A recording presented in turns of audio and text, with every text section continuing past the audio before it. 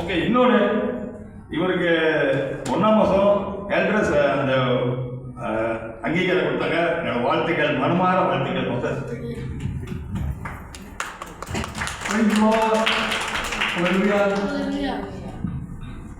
கடந்த ஆண்டிலே தேவன் 2025 நம்மை பரிபூர்ணமாய் அடைய செய்து எங்க கொண்டு வந்து செய்திருக்காருனாக்கா 2026 எவ்வளோ போராட்டத்தின் மத்தியிலும், எவ்வளோ கஷ்டத்தின் மத்தியிலும், எவ்வளோ ஆசீர்வாதத்தின் மத்தியிலும் தேவன் நம்மை நடத்தி வந்தார்.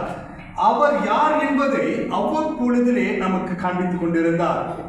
சங்கீதக்காரர் சொல்கிறார், என்ன சொல்கிறாருனாக்கா, என் ரட்சிப்பை அவனுக்கு காண்பிப்பேன் என்று சொல்லி வேதத்துல போட்டிருக்கு.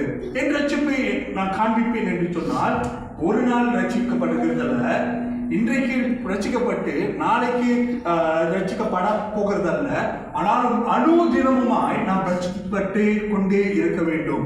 நான் ஒவ்வொரு தடவையும் மனிதர்கள் பலவீனம் உள்ளவர்கள், ஆனாலும் கூட தேவனுடைய சமூகத்திலே நாம் உட்காரும் பொழுது அதை ரிலேஷன்ஷிப்பை தேவன் புதுப்பிக்கிறவராக இருக்கிறார். ஹல்லேலூயா. ஆண்டவர் 26ஆம் ஆண்டிலே 2026ஆம் ஆண்டிலே நமக்கு ஒரு வாக்கு தத்தம் சபையிலே கொடுத்திருக்கிறார். என்ன வாக்கு தத்தம் இந்த வருஷத்துல தேவன் கொடுத்திருக்கிறார்? போன வருஷம் என்ன கொடுத்தாரு? 1ஆம் அப்போஸ்தலர் 1ஆம் அதிகாரம் 8வது வசனம், நீங்கள் புது பலன் அடைந்து பரிசுத்த ஆவியை பெற்றுக் கொள்வீர்கள் என்று சொல்லி. அதே போலவே கடந்த ஆண்டிலே தேவன் அநேக ஜனங்களின் மத்தியிலே அசைவாடினார். அநேக ஆத்துமாக்களோடு கூட அவர் தங்கியிருக்கும்படியாக அவர்கள் நிரப்பப்பட்டார்கள். எப்படி? மேல் வீட்டிலே 120 பேர் அந்நாட்களிலே பலத்த காற்று அடித்ததாம். பலத்த காற்று அடிக்கும் பொழுது அங்கு பரிசுத்த ஆவியானவர் அவர்கள் மேல் தங்கினார் என்று சொல்லி வேதம் சொல்கிறது. அதே போல கடந்த ஆண்டிலே தேவன் அநேக புது ஆத்மாக்களை உருவாக்கி கொண்டு அவர்கள் மேல் காற்றை ஊதும் பொழுது, காற்றை வீசும் பொழுது பரிசுத்த ஆவியானவர் என்றென்றுமாய் அவரோடு கூட தங்கியிருக்கும்படியாக அவர் வாக்களித்தபடியே அவர் நடத்தி கொண்டிருக்கிறார். இன்றைய ஆண்டிலே 2026 தேவன் நமக்கு ஒரு வாக்கு தத்தம் கொடுத்திருக்கிறார் சபைகளுக்கு. என்ன வாக்கு தத்தம்? வாசிக்கலாம். 1 கொரிந்தியர் 1ஆவது அதிகாரம் 24வது வசனத்தை நாம் வாசிப்போம். 1 கொரிந்தியர் 1:24 வாசிப்போம். ஆகிலும் யூதரானாலும் கிரேக்கரானாலும் எவர்களை அழைக்கப்பட்டிருக்கிறார்களோ அவர்களுக்கு கிறிஸ்து தேவபலனும் தேவ ஞானமுமாய் இருக்கிறார். கரங்களை தட்டி தேவனை மகிமைப்படுத்துவோமாக. ஓ நன்றி ஆண்டவரே. அப்பா, நீர் எங்களுக்கு பலனாக இருக்கிறேன். நம்முடைய இயேசு கிறிஸ்து நமக்கு பலனாக இருக்கிறார். அது மாத்திரமல்ல, தேவன் ஞானத்தை அணுகுவதற்கு இந்த ஆண்டிலே தேவன் நமக்கு ஒரு வாக்குத்தத்தம் அளித்திருக்கிறார். நாம் தேவ பலன் என்று சொன்னால், கடந்த ஆண்டிலே ஒரு பலத்த காற்று நம் மேல் வீசினபடினாலே பரிசுத்த ஆவியானவரை பெற்றுக் கொண்டோம். இந்த ஆண்டிலே பரிசுத்த ஆவியானுடைய அதே இயேசுவானவர் மேல் இருந்த அபிஷேகமும் வல்லமையும் அந்த பலனும் யார் மேல் தங்கியிருக்க போகிறதாம்? உங்கள் மேலும் என் மேலும் தங்கியிருக்க போகிறது என்று வாக்களிக்கிறார். கரங்களை தட்டி தேவனை மகிமைப்படுத்துவோம். நன்றி ராஜா, நன்றி நன்றி. அது மாத்திரமல்ல, கர்த்தராகிய இயேசு கிறிஸ்து இந்த பூமியில வாழும் பொழுது யாருடைய ஆவிய உடையவராக இருந்தார் என்றால், பரலோகத்தில் இருக்கிற பரமபிதாவினுடைய ஆவி உடையவராக இருந்தார் என்று சொல்லி வேதம் சொல்லுகிறது. நாம் வாசிக்கும் பொழுது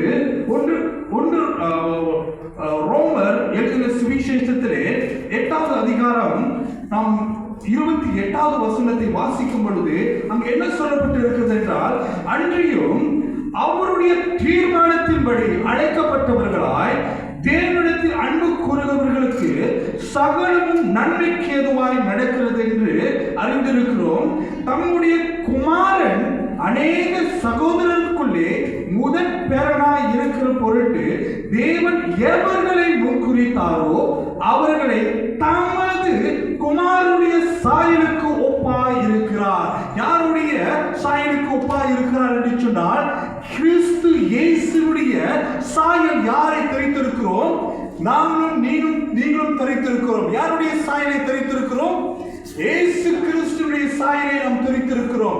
பிதாவானவர் நம்மை பார்க்கும் பொழுது நம்மை ஒரு இயேசு கிறிஸ்துவை பார்க்கிற வண்ணமாக நம்மை பார்க்கிறார்.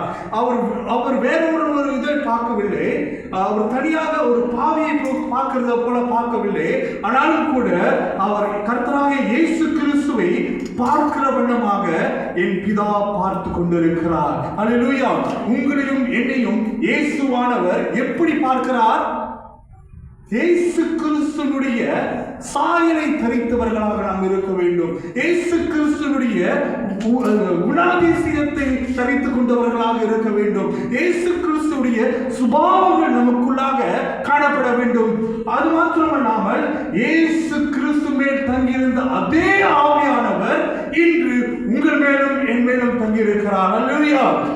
தேவன் வாக்களித்திருக்கிறார். என்ன வாக்களித்திருக்கிறார்? இந்த ஆண்டிலே கிறிஸ்துவை போல சுபாவம் உள்ளவர்களாக ஒவ்வொருவரையும் தேவன் மாற்றப் போகிறார். அல்லேலூயா. யார் யார் உங்களை பார்த்து தேவன் சொல்லுகிறார், கிறிஸ்துவினுடைய பலன் உங்கள் மேல் வருகிறது. அல்லேலூயா. கிறிஸ்துவினுடைய ஞானம் உங்கள் மேல் வருகிறது என்று தேவன் சொல்லியிருக்கிறார். இந்த யார் யார் இந்த வசனத்தை உண்மையோடு விசுவாசத்தோடு பெற்றுக் கொண்டிருக்கிறார்களோ அதை நாம் ரிசீவ் பண்ண வேண்டும். ஒவ்வொரு நாளும் அதை ஞானம் செய்ய வேண்டும். இயேசுவின் பலன் என்றால் என்ன?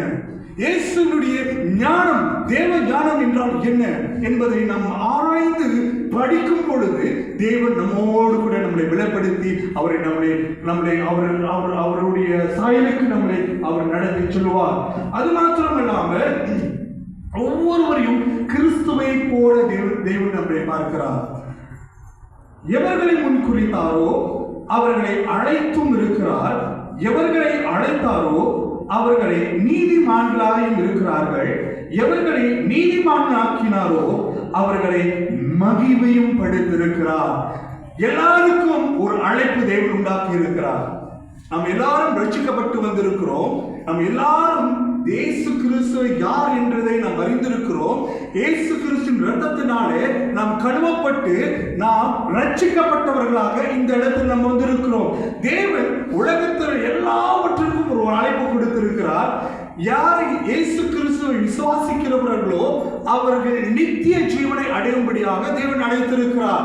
அது மாத்திரமல்லாமல் நாம் 1 கொரிந்தியர் 1:24 நாம் வாசிக்கும் பொழுது, கிரேக்கரானாலும் யூதர்களானாலும் யாரும் இருந்தாலும் கூட, நீங்கள் சீனர்கள் இருக்கலாம், நீங்கள் பலாய்க்காரர்களாக இருக்கலாம், நீங்கள் இந்தியர்களாக இருக்கலாம், நீங்கள் யாராக இருந்தாலும் கூட தேவன் ஒரு அழைப்பை அழைத்திருக்கிறார். தேவன் உங்களையும் என்னையும் அழைத்தவராக இருக்கிறார். தேவன் உங்களை பேர் சொல்லி அழைத்து கொண்டு வைத்திருக்கிறார். அப்படி என்றால் நீங்களும் நானும் விசேஷமாய் தேவன் நம்மை பார்க்கிறவராக இருக்கிறார். தேவன் அது மாத்திரமல்லாமல் தேவன் அந்த இடத்துல ஒரு அழைப்பை குறித்திருக்கார். எவர்களை முன் குறித்தாரோ நீங்களும் நானும் முன் குறித்தவர்களாக இருக்கிறோம். நீங்களும் நானும் இயேசு கிறிஸ்துவினால் முன் குறிக்கப்பட்டவர்கள். நீங்களும் நானும் அவர்களை அழைத்திருக்கிறார். எவர்களை அழைத்தாரோ அவர்களை நீதிமானாய் மாற்றியிருக்கிறார். நீங்களும் நானும் நீதிமான் என்று தேவன் அழைக்கிறார். எத்தனை பேர் இந்த இடத்துல விசுவாசிக்கிறீர்கள் நான் நீதிமான் என்று சொல்லி? நீங்கள் நீதிமான் என்று இயேசுவே தேவனே அழைத்திருக்கிறார் என்றால் நம்ம என்ன செய்யறோம்? சில வேளை அவிசுவாசமா, ஐயோ நான் நீதிமான் அல்ல, ஐயோ நான் தகுதியற்றவன் அப்படி என்று சொல்லி நம்மை தானே தாழ்த்தி நாம குறை சொல்லி கொண்டிருக்கிறோம். அப்படி இருக்குமானால் நாம் தேவன் அழைத்த அழைப்பு நீதிமான் என்று சொல்லி அழைத்திருக்கிறார்னாக்கா நாம் விசுவாசிக்கும் பொழுது நாம் நீதிமானாய் மாறப்படுகிறோம். தேவன் என்ன செய்கிறார்? நம்மை முதலாவதாக முன்குறித்தார், இரண்டாவதாக நம்மை பேர் சொல்லி அழைத்திருக்கிறார், மூன்றாவதாக நீங்களும் என்னையும் தேவன் நீதிமான் என்று அழைக்கப்பட்டிருக்கிறோம். எவர்கள் நீதிமான்களாக்கிறார்களோ அவர்களை மகிமையும் படுத்திருக்கிறார். இனி வரக்கூடிய நாட்களிலே நாம் யாரை சுமந்து கொண்டு போகிறோம்? கிறிஸ்துவனுடைய உபதேசத்தை நாம் கற்றிருக்கிறவர்களாக இருக்கிறோம். கிறிஸ்துவனுடைய அவருடைய கேரக்டரை நாம் சுமந்து கொண்டவர்களாக இருக்கிறோம். கிறிஸ்துவனுடைய ஆவியானவரை நாம் சுமந்து கொண்டு போகிறவர்களாக இருக்கிறோம். இந்த உலகத்திற்கு நாம் போகும் பொழுது அந்த உலகத்திலே யாரை பார்ப்பார்கள் என்று சொன்னால், நம்முடைய அழகான முகத்தை பார்க்கிறதல்ல, கிறிஸ்துவை பார்க்கும் பொழுது, நம்மிலிருந்து கிறிஸ்துவை அவர்கள் பார்க்கும் பொழுது தேவன் மகிமைப்படுகிறவர்களாக இருக்கிறார். இவன் வித்தியாசமான மனுஷனாக பார்க்கிறேனே, இவனுக்குள்ளாக ஒரு வித்தியாசம் காணப்படுகிறது. ஐயோ, இந்த உலகத்திற்கு இவனுக்கும் ஒரு வித்தியாசம் உண்டு. ஆனால் அதற்கு காரணம் என்ன? இயேசு கிறிஸ்துவுடைய ஆவியானவர் அவன் மேல் தங்கியிருக்கிறபடியால் உலகம் பார்க்கும் பொழுது அவனை வித்தியாசமாக பார்க்கிறது. அல்லேலூயா. நாம் போகும் இடமெல்லாம், நாம் வேலைக்கு போகலாம், நம்முடைய பள்ளிக்கு போகலாம், எங்க போனாலும் சரி இயேசுவை சுமந்து கொண்டு போகிறவர்களாக இருக்க வேண்டும். இயேசுவை அந்நாட்களிலே இயேசு ராஜா கழுதை மேல் சுமந்து கொண்டு போகும் பொழுது விசேஷமான அந்த கழுதை வைக்கப்பட்டிருந்ததாம். அந்த விசேஷமாய் அது பாதுகாக்கப்பட்டிருந்ததாம். யாரும் இதுவரைக்கும் ஏறி செல்லாத ஒரு புதிய கழுதை தேவன் ஆயத்தப்படுத்தினது போல நீங்களும் நானும் தேவன் நம்மளை ஆயத்தப்படுத்திக் கொண்டிருக்கிறார். எத்தனை பேர் விசுவாசிக்கிறீர்கள்? தேவனை சுமந்து கொண்டு போகிற கழுதையாக உங்களை தேவன் மாற்றிக் கொண்டிருக்கிறார். அதுவும் ராஜாவை நீங்க ஏற்றி சொல்லுகிறவர்கள். ராஜா என்றால் இந்த வானத்தையும் பூமியும் சர்வ வல்லத்தையும் படைத்த சர்வ வல்லவருடைய மேல அவர் நீங்கள் சுமந்து கொண்டு போகிறவர்களாக இருக்கிறீர்கள். அப்பொழுது உங்களுக்கு காணப்படுகிற மகிமை வேறாய் காணப்படும். தேவன் சொல்லுகிறார், அவர்களை மகிமையும் படுத்திருக்கிறார் என்று சொல்லி. அது மாத்திரமல்லாமல் இவைகளை குறித்து நாம் என்ன சொல்லுவோம்? தேவன் தம்முடைய பட்சத்தில், நாம் 31வது வசனத்தை வாசிப்போம். ரோமர் 8:31. இவைகளை குறித்து நாம் என்ன சொல்லுவோம்? தேவன் நம்முடைய பட்சத்தில் இருந்தால் நமக்கு விரோதமாக இருப்பவன் யார்? இவைகளை குறித்து நாம் என்ன சொல்லுவோம்? தேவனே நம்முடைய பட்சத்தில் இருந்தால் நமக்கு விரோதமாய் இருப்பவன் யார்? நமக்கு விரோதமாய் நிற்பவன் யார்? கிறிஸ்துவே நம்முடைய பட்சத்தில் இருக்கிறார், நமக்கு சப்போர்ட்டா இருக்கிறார், நமக்கு கூடவே வந்திருக்கிறாரு. நம்மை யார் நம்மளை குற்றி சொல்ல முடியும்? காரணம், தேவன் நம்மோடு கூட இருந்து நம்மளை நடத்துகிறவராக இருக்கிறார். இவர்களை குறித்து நாம் என்ன சொல்வோம்? தேவன் தம்முடைய பட்சத்தில் இருந்தால் நமக்கு விரோதமாய் நிற்பவன் யார்? தம்முடைய சொந்த குமாரன் என்று பாராமலும் அவரை ஒப்பு கொடுத்தவர் அவரோடு கூட மற்ற எல்லாவற்றையும் நமக்கு அருளாதது எப்படி? தேவனை தெரிந்து கொண்டவர்கள் மேல் குற்றம் சாட்டுகிறவன் யார்? தேவனே அவர்களை நீதிமானாய் மாற்றியிருக்கிறார். நீங்களும் நானும் இயேசுவினுடைய பலத்தை சுமந்து கொண்டு, இயேசுடைய உபதேசத்தை சுமந்து கொண்டு, இயேசுடைய குணாதிசயத்துக்குள்ளாக, என்ன குணாதிசயம்? அவருக்குள்ளாக அன்பு நிறைந்திருந்தது, அவருக்குள்ளாக சமாதானம் நிறைந்திருந்தது, அவருக்குள்ளாக நீடிய பொறுமை இருந்தது. அந்த 9 கனிகளினால் அவர் நிறையப்பட்டிருந்தார். அவருடைய அபிஷேகம் வல்லமையாக இருந்தது. காரணம், அவர் மிகுந்த கனி கொடுக்கிறபடினால. அவர் போகும் இடமெல்லாம் அவருக்குள்ளாக வந்தது எல்லாம் மன்னிப்பும் அன்பும் தான் அவருக்கு வந்தது தவிர, அதை தவிர்த்து அவர் வேறொன்றும் அவர் செய்யவில்லை. அவர் கல்வாரி சிலுவையிலே சுமந்து கொண்டிருக்கும் பொழுது அவர் பிழியப்பட்டார், ஒடுக்கப்பட்டார், அடிக்கப்பட்டார், துயரப்பட்டு அவருடைய ஜீவனையை அந்த இடத்துல விடும் பொழுது அவர் என்ன சொல்கிறார்? கல்வாரி சிலுவையில் தொங்கிக் கொண்டிருக்கிறார். அவர் ஒரு அவமான சின்னமாக அந்த இடத்துல கருது கொண்டிருக்கிற வேளையிலும் மக்களை பார்த்து அவர் என்ன சொல்கிறார்? அவர்களை மன்னியும் பிதாவே, இவர்கள் செய்கிறது இவர்களுக்கே தெரியாமல் இருக்கிறது ஆண்டவரே, இவர்களை மன்னியும் பிதாவே என்று சொல்லி உங்களுக்காகவும் எனக்காகவும் கல்வாரி சிலுவையிலே பிழியப்படும் பொழுது அவர் நமக்காக பரிந்து பேசிக் கொண்டிருக்கிறார். அதே பரிந்து குறித்து பேசிக் கொண்டிருக்கிற அந்த ஊழியத்தை தேவன் இந்நாள் வரைக்கும் செய்து கொண்டிருக்கிறார். நீங்களுக்காகவும் எனக்காகவும் அவர் காயப்பட்ட அந்த இடத்திலே நாம் சிலுவை சுமந்து கொண்டு போகிறவர்களாக இருக்க வேண்டும். மற்றவர்களுக்காக நாம் பரிதவிக்கிறவர்களாக இருக்க வேண்டும். மற்றவர்களுக்காக நாம் இரக்கம் உள்ளவர்களாக இருக்க வேண்டும். மற்றவர்களை குறை சொல்லாதபடி இயேசுவினுடைய உபதேசத்துக்குள்ளாகவும் இயேசுடைய கனிகளினாலும் இயேசுடைய அந்த கேரக்டராலும் நாம் வாழ பொழுது தேவன் மகிமைப்படுகிறவராக இருக்கிறார். தேவ வல்லமையை நம் இந்த ஆண்டிலே நாம் ஒவ்வொருவரும் ஒருத்தரும் தப்பி போகக்கூடாது. எல்லாரும் இந்த சபையில் இருக்கிற எல்லாரும் சிறுவர் முழுந்து பெரியோர் வரை எல்லாரும் தேவ பலம் உடையவர்களாக இருக்க வேண்டும். ஒவ்வொரு நாளும் நம்முடைய ஜெபம் மற்றவர்களுக்காக ஆண்டவரே இந்த ஆண்டில் கொடுத்த இந்த வாக்கு தத்துவம் ஆண்டவரே நிச்சயமாக ஒவ்வொருவரும் படிக்க வேண்டும் என்று சொல்லி நாம் ஜெபம் செய்யும் பொழுது அதை விசுவாசத்தோடு கூட நாம் செல்லும் பொழுது தேவன் அதை நிரப்ப வல்லவராக இருக்கிறார். அவர் இந்த உலகத்தையே அவர் குமாரனே கொடுத்திருக்கிறார் என்று சொன்னால் அவருக்கு நம்பி இருக்கிற பிள்ளைகளுக்கு அவர் கொடுக்க மாட்டாரா? அவருடைய பலத்தை கொடுக்க மாட்டாரா? அவருடைய வல்லமையை கொடுக்க மாட்டாரா? அவருடைய ஞானத்தை பரலோகத்தினுடைய ஞானத்தை உங்களுக்கும் எனக்கும் அவர் தர மாட்டாரா? அவர் நிச்சயமாக அவர் கொடுப்பார். ஹல்லேலூயா. தேவன் ஞானம் உடையவராக இருக்கிறார். இந்த உலக ஞானம் ஒன்று இருக்கிறது, தேவ ஞானம் என்று ஒன்று இருக்கிறது. நாம் இப்பொழுது பார்த்து கொண்டிருக்கிற இந்த நவீனமான நாட்களிலே எல்லாமே விசித்திரமாய் அற்புதமாய் என்ன மனிதன் இயற்கைக்கு அப்பால யோசிக்க முடியாத அளவில் டெக்னாலஜிகள் வளர்ந்துருக்கு. இங்க ஒரு எந்த ஒரு கனெக்ஷன் இல்லாமே ஒரு SMS அந்த இடத்துல போகுதுனாக்கா, அந்த வேவ்ல போகுதுனாக்கா என்ன மாதிரி கண்டுபிடிப்பு? அந்நாட்களே இயேசு கிறிஸ்து நாட்களிலே இருந்ததா? இல்லையே. ஆனா மனிதனுடைய ஞானம் எவ்வளவோ கண்டுபிடிப்புகளாலே உயர்த்தப்பட்டு இருக்கிறது. ஆனாலும் கூட இந்த உலக ஞானம் தேவனுடைய ஞானத்துக்கு ஈடாகாது. இந்த உலக ஞானம் தேவன் பரலோகத்துக்கு நம்மை கொண்டு செல்கிற ஞானமாய் இருக்காது. காரணம் அது பூமியிலிருந்து உண்டான ஞானம். பரத்திலிருந்து ஒரு ஞானம் வரும் என்றால் அந்த ஞானம் எங்கிருந்து வருதுனாக்கா பரலோகத்திற்கு பூமிக்கும் வர வேண்டும். நம் யோசேப்பினுடைய வாழ்க்கையிலே யோசேப்பு நினைத்தது ஒன்றுதான். யோசேப்பினுடைய வாழ்க்கையிலே அவன் நினைத்தான் அவன் சுற்றி இருக்கிற சகோதரர்களை தலைவணங்குவார்கள் என்று சொல்லி. அவனுடைய எண்ணம் ஒரு குறுகிய வட்டத்திற்குள்ளாக தான் இருந்தது. ஆனாலும் தேவன் என்ன செய்தார்?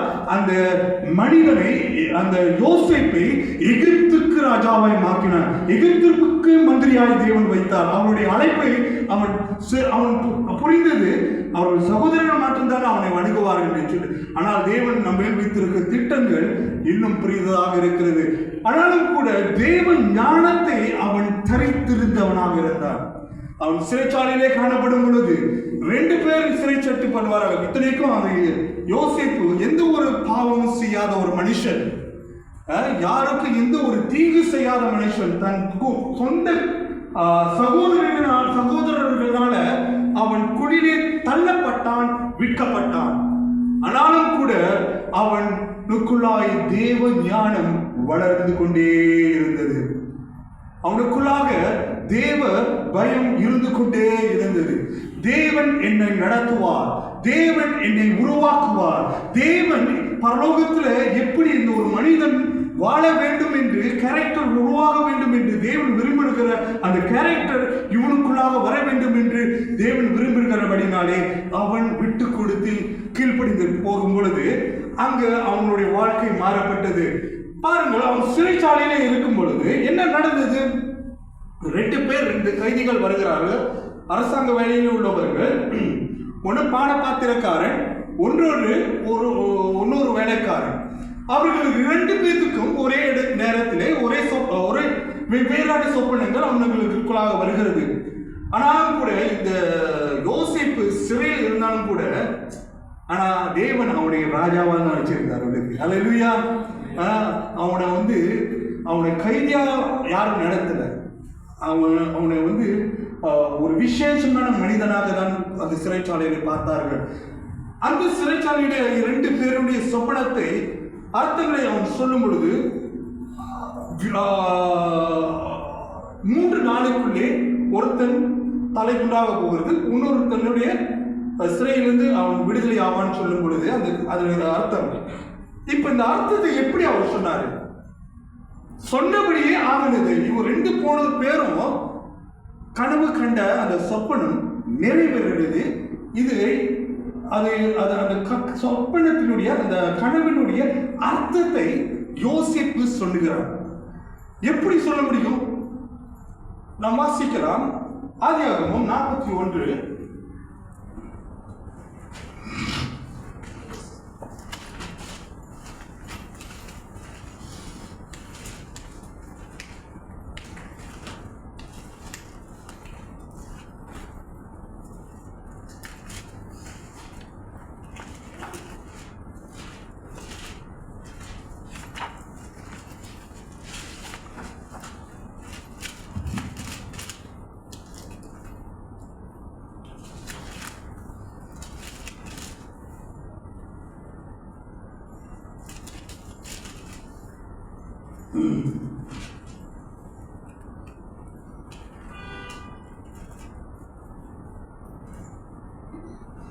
வாசிக்கலாம். 41:15-16 வாசிப்போம். பார்வோன் யோசேப்பை நோக்கி, ஒரு சொப்பனம் கண்டேன், அதன் அர்த்தத்தை சொல்ல ஒருவரும் இல்லை. நீ ஒரு சொப்பனத்தை கேட்டால் அதன் அர்த்தத்தை சொல்லுவாய் என்று உன்னை குறித்து நான் கேள்விப்பட்டேன் என்றார். அப்பொழுது யோசேப்பு பார்வோனுக்கு பிரதியுத்தரமாக, நான் அல்ல, தேவனே பார்வோனுக்கு மங்களமான உத்தரவு அருளி செய்வார் என்றார். தேவனே பார்வோனுக்கு மங்களகரமான உத்தரவு அருள செய்வார் என்றார். இப்ப யாரை பிரதிபலிக்கிறார் இந்த யோசிப்பு? முதலாவது 2 பேருடைய சொப்பனத்தை செட்டில் பண்ணுகிறாரு. அந்த செட்டில் பண்ண கையாட இவனுடைய யார் என்பதை அரசாங்கத்துக்கு தெரியப்படுகிறது, பார்வோனுக்கு காண்பிக்கப்படுகிறது. பார்வோனை கூப்பிட்டு நான் கண்ட சொப்பனத்தை எல்லாத்தையும் கூப்பிடுறாரு. அங்குள்ள சாஸ்திரிகள், மந்திரவாதிகள், குறி சொல்லுகிறவர்கள் எல்லாத்தையும் கூப்பிட்டு என்னுடைய கண்ட சொப்பனத்தினுடைய அர்த்தத்தை சொல்ல வேண்டும் என்று சொல்லி, அப்ப வந்தவர்களுக்கு யாருக்கும் இதனுடைய சொப்பனத்தினுடைய அர்த்தங்கள் யாருக்கும் தெரியவில்லை, புரியவில்லை. அப்போ எல்லாரும் ஒருத்தருக்கு அப்படின்ட்டு தெரியாமல் இருக்கும் பொழுது, அப்பொழுது தேவ மனுஷனாகிய யோசேப்பு அந்த இடத்துல வெளிப்படுகிறான். அப்ப தேவன் பார்வோன் அவனோடு கூட பேசும் பொழுது அங்க என்ன நடக்கிறது? அந்த பார்வோன் சொல்கிறான், எல்லாம் பேசி முடிஞ்சோன்னு, ஆனால் அவருக்கு பிரியோத்திரமாக யாரை காண்பிக்கிறான்? பரலோக தேவனை அவன் வெளிப்படுத்துகிறவனாக இருந்தான். பரலோக ராஜாவை அவன் வெளிப்படுத்துகிறான். தேவனே உங்களுக்கு மங்களகரமான வார்த்தையை சொல்வாராக என்று சொல்லி அந்த யோசிப்பு அந்த இடத்துல சொல்கிறான். அப்போ பிதாவானுடைய பரலோகத்திலிருந்து வந்தால்தான் அந்த ஞானம். பரலோகத்திலிருந்து நமக்கு ஒன்று படையில நம்மளுக்கு வரலனாக்கா அது ஞானம் அல்ல, அது வெறும் சொப்பனக்காரமாய் இருந்தது போயிடும். ஆனாலும் கூட தேவன் அந்த தேவ ஞானத்தை அந்த யோசேப்புக்கு தந்து அவன் அர்த்தத்தையும் சொன்னான். ஆனா அது மாத்திரமல்ல, அதனுடைய என்ன சொல்லுவாங்க விளைவுகளும் சொன்னான். அதை எப்படி மேற்கொள்வதையும் அவன் காண்பித்தான் என்பது நம் வேதத்தில் படிக்கிறோம். வாசிக்கும் பொழுது அவன் சொப்பனத்திலே ராஜா கண்டது அந்த 7 வறுமை, அந்த காலங்களில் எப்படி அவன் அதிலிருந்து தப்பித்துக் கொள்வது என்பதையும் அவன் காண்பித்தான் என்று சொல்லி பார்க்கிறோம். அதுல மாத்திரமல்ல, யோசிப்பு மாத்திரமல்ல,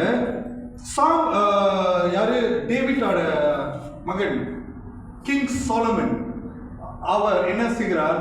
சின்ன வயசுலே ஆண்டவரே இந்த ராஜபாரத்தை நான் எப்படி சுமப்பது எனக்கு தெரியல ஆண்டவரே சொல்லிட்டு அவனுக்கு இருந்த அந்த பயத்தை தேவனிடத்துல கொட்ட ஆரம்பித்தான். அதுவும் அவன் சொப்பனத்துல தான் தேவனோடு கூட பேசுறான்னு நம்ம வாசிப்போம்.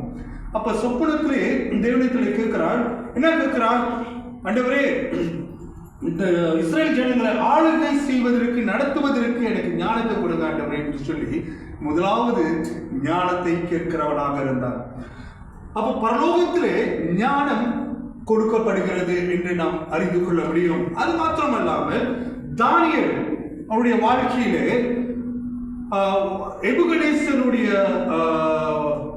அவர் கண்ட சொப்பனம் யாருக்கும் தெரியல.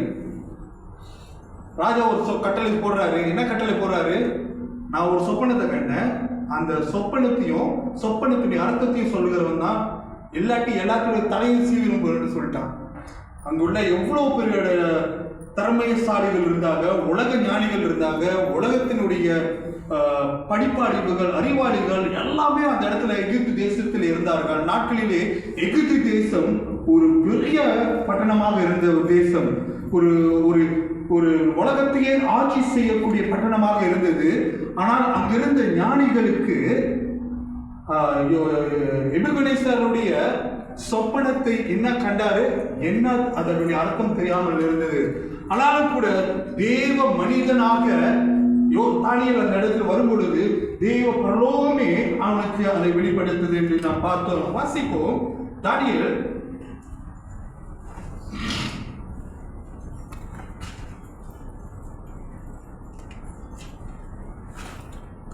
2வது அதிகாரம்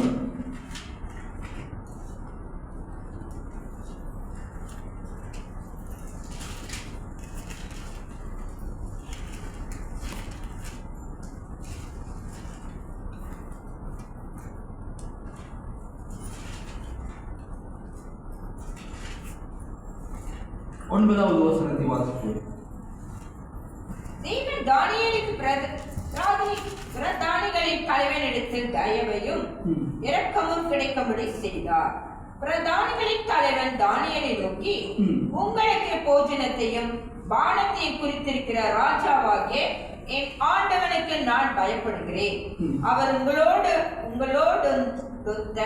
வாலிபரின் முகங்களை பார்க்கிலும் உங்கள் முகம் வாடி போனவைகளாக காணப்பட வேண்டியதென்ன? அதனால் ராஜா என்னை சிரசேதனம் பண்ணுவாரே என்றான். அப்பொழுது காலம் மாறும் என்று நீங்கள் எனக்கு முன்பாக போயும் புரட்டமான விசேஷத்தை சொல்லும்படி எத்தனை பண்ணியிருக்கிறீர்கள். நீங்கள் சொப்பனத்தை எனக்கு தெரிவிக்காமல் போனால் உங்கள் எல்லாருக்கும் இந்த ஒரே தீர்ப்பு பிறந்திருக்கிறது. ஆகையால் சொப்பனத்தை எனக்கு சொல்லுங்கள், அப்போ அதன் அர்த்தத்தை உங்களால் காண்பிக்க கூடும் என்று அறிந்து கொள்வேன் என்றார்.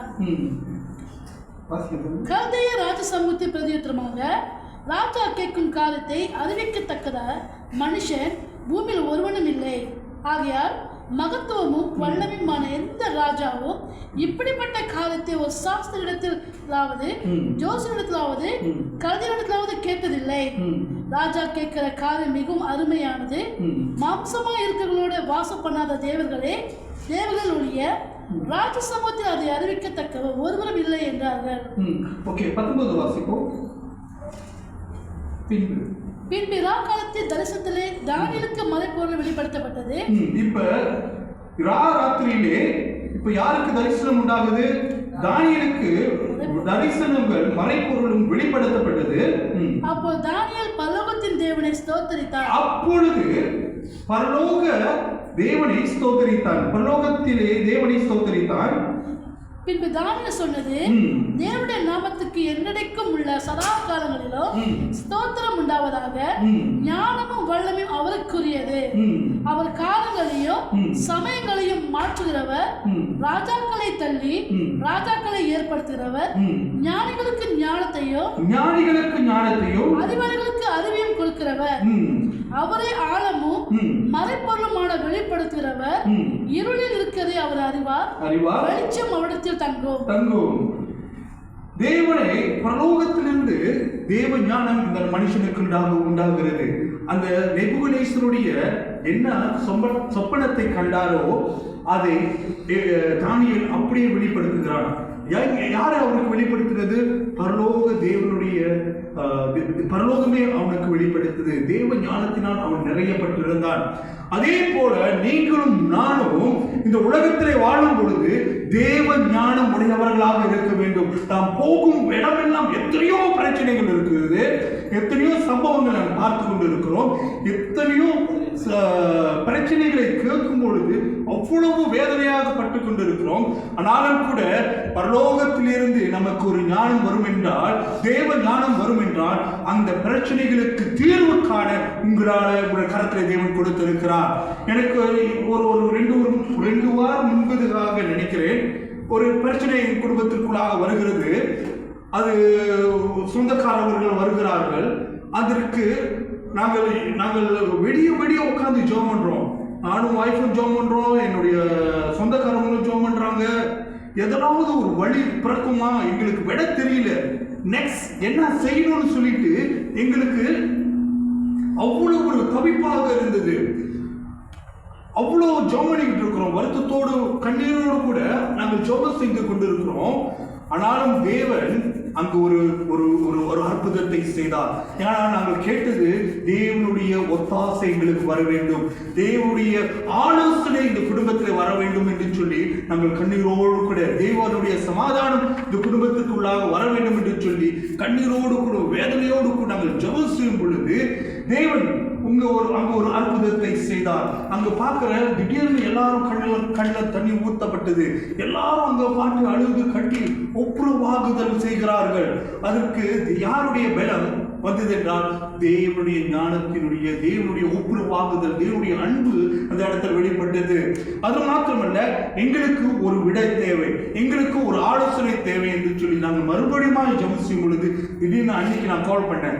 அன்னைக்கு கால் பண்ணி அப்பாவுக்கு நீங்களும் வாங்க, நீங்க இப்ப ஜெபம் பண்ணணும்னு சொல்லிட்டு வெடிக்கால 2 இருக்கும். அப்போதும் அன்னி பாருங்க காடி எடுத்துக்கிட்டு உருன்னு வந்து ஜெபம் பண்ணும் பொழுது மறுபடியும் தேவனை மகிமைப்படுத்தும் பொழுது அப்படியே சித்தார வாசித்து அப்படியே அந்த இடம் தேவனுடைய பிரசன்னத்தினால அந்த இடம் முழுவதும் அந்த வீட்டில் நிரப்பப்பட்டது. அதற்கு பிறகு நாங்கள் எங்களுக்கு ஒரு விட தேவைன்னா, எங்களுக்கு ஒரு ஆலோசனை தேவைன்னு சொல்லிட்டு நாங்கள் ஜெபம் சொல்லும் பொழுது கடைசியாக அண்ணியினுடைய வாயிலிருந்து ஒரு வார்த்தை புறப்பட்டது, நீங்கள் அவர்களை போய் சந்திக்கல என்று சொல்லி.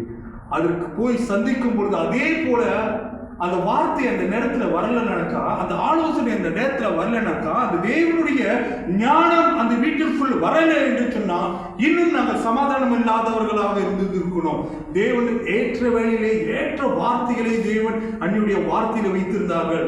அதற்கு பிரகாரம் நாம் செய்வோம், அதே போல நம்ம செய்யலாம்னு சொல்லிட்டு மறுபடியும் அவர் கேட்கலாம் போகும் பொழுது அங்க ஒரு தீர்வை தேவன் கொடுத்தார். அல்லேலூயா. தேவனுடைய ஞானத்தினால் அவர்கள் பிள்ளைகள் நிறையும் பொழுது அங்குள்ள பிரச்சனைகள் சமாதானமாய் காணப்படும். அங்குள்ள தீர்வு முடியாத ஒரு பிரச்சனையை அங்கு தேவன் தீர்வை கொண்டு வருகிறார்.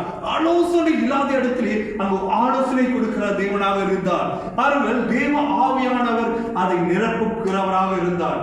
தேவனுடைய சத்தம், இந்த சத்தம் நாம உலக ஞானத்திற்கு நம்ம பார்க்கும் பொழுது இது என்ன பெரிய வார்த்தை, போய் பாருங்க சொல்றது வேற, அது பெரிய வார்த்தையே இல்லையே. ஆனாலும் ஏற்ற வேலை ஏற்ற வார்த்தையை தேவன் பரலோகத்திலிருந்து அவர் அனுப்பினார் என்று நாங்கள் விசுவாசித்தோம். அதே போல தேவன் அந்த ஒரு அற்புதத்தை செய்து சமாதானத்துக்குள்ளாக அதை நிரப்பினார். பாருங்கள், தேவன் இந்த ஆண்டிலே உங்களையும் என்னையும் ஒவ்வொரு பிரச்சனைகள் மத்தியில நம்மளை கொண்டு போய் தேவ ஞானத்தை வெளிப்படுத்த போகிறார். அல்லேலூயா. அப்ப இந்த ஆண்டிலே நாம் ஒவ்வொருவரும் யாரும் தீர்க்க முடியாத பிரச்சனைகளை நீங்களும் தீர்க்க போகிறீர்கள். தேவ ஞானம் உங்களோடு கூட உங்கள் மத்தியில இருக்கிறது. தேவ வல்லமை உங்கள் மத்தியில இருக்கிறது. தேவன் சுமந்து போகிற நீங்க ஆட்டுக்குட்டியா இருக்கும் பொழுது தேவன் கிரியை செய்கிறவராக இருக்கிறார். தேவன் உங்களுக்கு ஆலோசனை சொல்லுகிறவராக இருக்கிறார். தேவன் உங்களை நிச்சயமாக தேவ பரலோகத்தினுடைய ஞானத்தினால நிரப்புவாராக. அல்லேலூயா. கரங்களை தட்டி தேவனை மகிமைப்படுத்துது. நாம் எழுந்த அப்படியே ஜெபம் செய்வோமாக. நன்றி ஆண்டவரே, அப்பா நீ நல்லவர். ஒருபோதும் எங்களை கைவிடாத தேவன் ராஜா. ஆண்டவரே, எங்கள் மத்தியில ஆண்டவரே, இந்த ஆண்டிலே நீ செய்த ஆண்டவரே வாக்களித்தபடி ஆண்டவரே, அந்த வாக்கு தத்துவங்கள் இந்த 2026 ஆண்டிலே ஆண்டவரே நிறைவேறும்படியாக ஜெபிக்கிறோம் ராஜா. ஆண்டவரே, நீர் ஆண்டவரே ஊற்றும் ஆண்டவரே, தேவ பலத்தினாலே எங்களை நிரப்பும் ஆண்டவரே, தேவ வல்லமையினாலே எங்களை நிரப்பும் ஆண்டவரே, ஞானத்தினாலே நிரப்பும் ஆண்டவரே. ஆண்டவரே, நீ நல்லவர், நீர் பரிசுத்தர் ஆண்டவரே. நேசிக்கிறோம் நேசிக்கிறோம் நேசிக்கிறோம் ராஜா. ஓ ரிபா ஷலலபா கரமந்துருபுஷே. ஆண்டவரே, அன்பு, சந்தோஷம், சமாதானம், நீடிய பொறுமை, தயவு, நற்குணம், விசுவாசம், நிச்சய அடக்கம், இப்பேற்பட்ட கனிகளினாலே ஆண்டவரே ஆண்டவரே எங்களை நிரப்புங்க ஆண்டவரே. அப்பா, வரங்களினாலே எங்களை நிரப்புங்க ஆண்டவரே. ஆண்டவரே,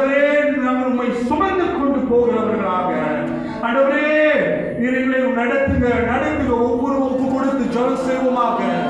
ஓ பரலோகத்தில் இருக்கிற அந்த பரமபிதாவை நோக்கி நாம் அந்த தேவ ஞானத்தை நாம் பெற்றுக் கொள்வோமாக. ஆண்டவரே நீ நல்லவர். ஓ இயேசுவே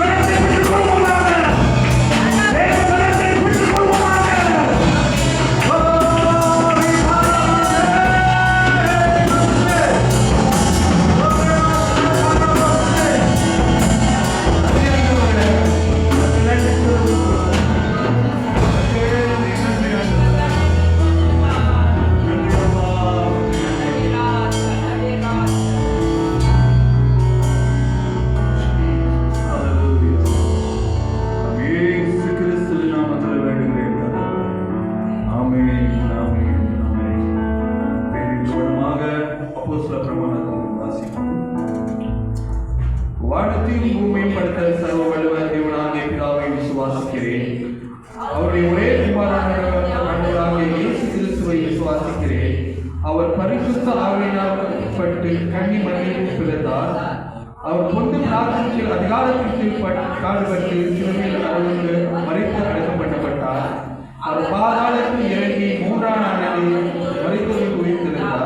அவர் பரலோகத்திற்கு எழுந்தருளி சர்வ வல்ல பிதாவாகிய தேவனுடைய வலது பரிசத்தில் இருக்கிறார். உள்ளோரையும் நியாயத்தீர்க்காவிடத்திலிருந்து வருவார். பரிசுத்த ஆவியானவரை விசுவாசிக்கிறேன்.